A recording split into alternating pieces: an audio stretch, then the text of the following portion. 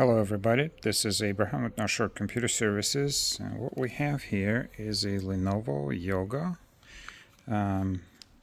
It came in with some letters on the keyboard don't work. And this is what I found. Let's really lift up the battery.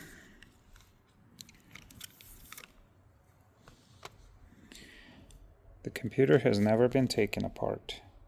This is the kind of assembly that's done at the factory. There's special band lines on this, and somebody just jammed it in. You can see this one's been twisted, this one's been rubbing. I'm not surprised that some of these connectors broke.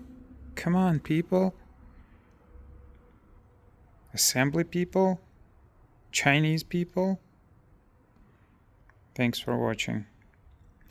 Let me know if you like my videos. Like, comment, and save money.